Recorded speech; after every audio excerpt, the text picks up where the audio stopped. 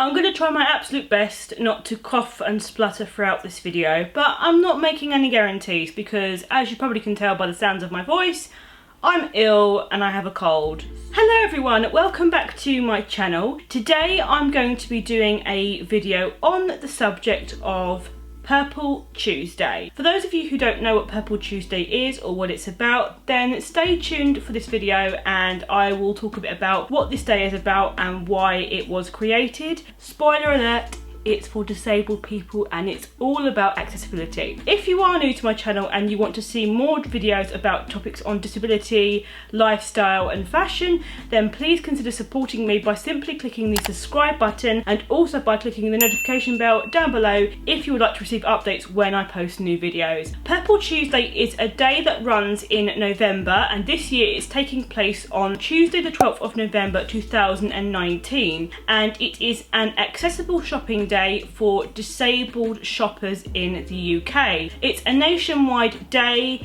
with a number of stores and chains and franchises taking part, which includes businesses like Sainsbury's, Argos, the Into Shopping Centre Company and also Barclays as well, to name a few. This is the second year that this event has been running. The first year was very successful with the hashtag Purple Tuesday trending on number 4 on Twitter and with over 750 UK businesses taking part. So with that taken into account, the second year of Purple Tuesday is set to be a very successful day. Now, last year's focus for Purple Tuesday primarily centred around shopping and the retail sector. However, this year the charity Purple are widening their scope to include all sectors. Anything that is open to the public and that sells services or goods to people, that is what Purple have widened their net to include. Now, alongside being an accessible shopping day here in the UK, Purple Tuesday is also an international call to action for businesses of all sizes to improve the ways that they are accessible to their disabled customers. The charity Purple call on all businesses who decide to take part in this event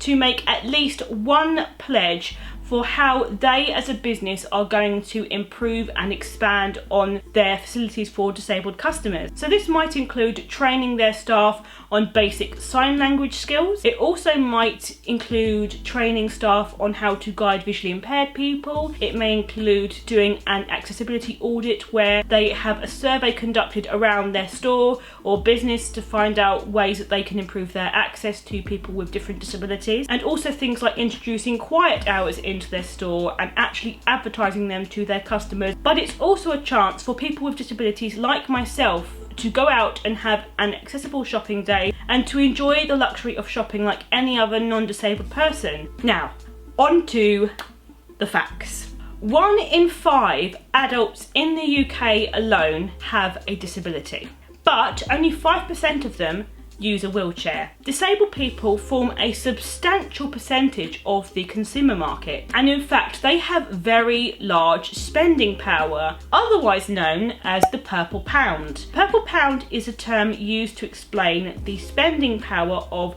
disabled people and their families. In the UK, the spending power of disabled people and their families equates to £249 billion every year, and this amount increases to £2.25 trillion worldwide every year. That is a lot of money, and this amount increases with every single year. And by that logic, you would think that businesses of all shapes and sizes would think to themselves, okay, well, I mean, disabled people are people within their own right who deserve to have their needs met and equal treatment to our non-disabled customers. But I mean, if that's not reason enough, they actually have quite a lot of money to spend. And actually, it's smart business for us to make our services and our stores and our venues accessible to them so that they can actually come and spend their money with us.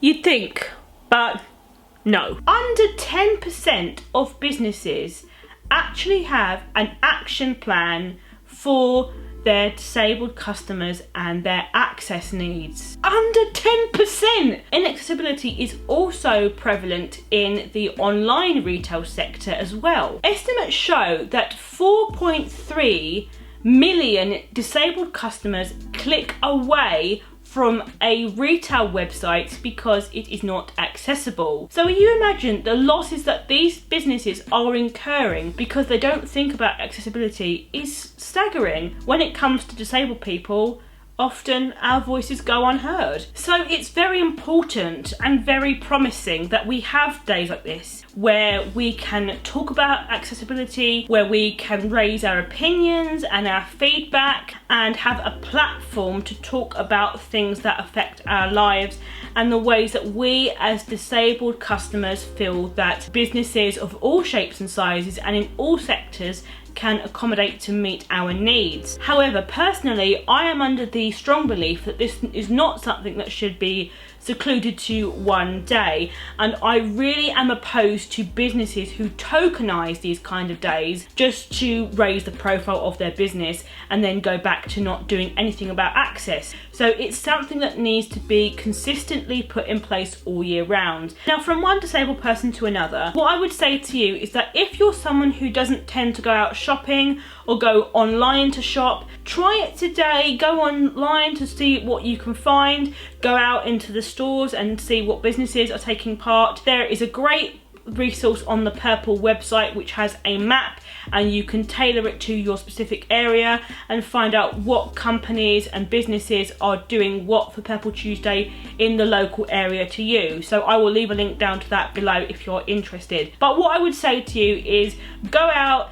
experience shopping, see how it is for you, and if you have any sort of feedback to give these businesses, go online, go onto Twitter or Facebook or Instagram under the hashtag Purple Tuesday. Tell these businesses what they should be doing, how they could be improving their services for you, and make a point of actually talking about this and raising awareness of this, because this is ultimately our opportunity to do this. Now, I wanted to also briefly talk about my experiences as a disabled shopper with inaccessibility as a visually impaired person who works with a guide dog. One of the key problems that I face on a regular basis is being turned away from businesses because I work with a guide dog. But I also face things like poor store layout. So if I go into a store and the lighting's really dim, there's loud music, it's cramped because I've got hundreds of clothing aisles, so I can't negotiate with my guide dog and we have to walk single file, or there might be things strewn all over the floor. And then the other main one for me is when I go into a store and I'm not even offered any assistance.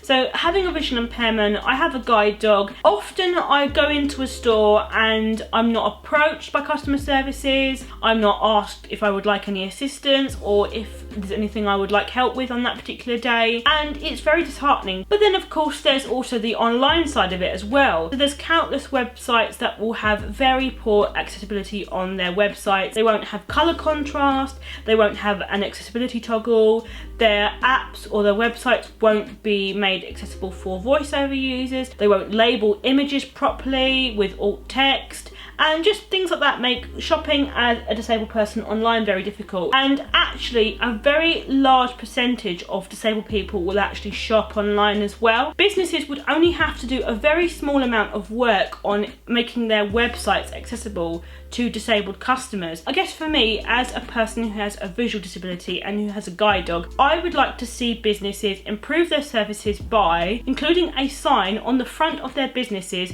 which advertises the fact that assistance dogs are welcome. I would also like to see more staff training and awareness so that they're able to give better services and customer services to visually impaired people. So for example, things like guiding and knowing how to describe things and knowing what to ask a person with a visual impairment. And I would also like to see more businesses actually make sure that their websites and their social media are accessible for people with disabilities who can't, for whatever reason, go out and access a shopping centre or a shop or a business, so they're able to just do it all online. Oh, what it would be to live in a world that was totally accessible. If you yourself own or represent a business and you want to get involved in Purple Tuesday and really think about accessibility for your company, then I would strongly suggest that you go onto the Purple Tuesday website, where there is a whole host of resources that have been created by the charity Purple on access. All in all, I think that Purple Tuesday will be the start of what I hope will be a much brighter and more accessible future for disabled customers. I think that it's an opportunity not only for businesses to get involved and to look at the ways that they are currently doing things for disabled customers, but it's also an opportunity for disabled customers themselves to go out, have a shopping trip, and to take advantage of what these businesses are offering. And if they themselves have any feedback to give, they can then pass that on to the businesses, and hopefully that will be taken into account for businesses to work on in the future. But Purple Tuesday also facilitates a dialogue between disabled people and businesses, and for them to be able to work together and to talk about ways that accessibility can be improved and ways that disabled customers can actually have a more positive and more accessible shopping experience. And this is what Purple Tuesday ultimately facilitates. And if you are a disabled person and you want to get involved with Purple Tuesday and have your say, then take to social media and share whatever your thoughts are under the hashtag Purple Tuesday. So that concludes my video today on Purple Tuesday. I really hope you found it interesting. Let me know in the comments if you went out and did any shopping on Purple Tuesday and how you found it and what your experiences were, because I'd really be interested to know. And I will see you all in my next one. Bye guys!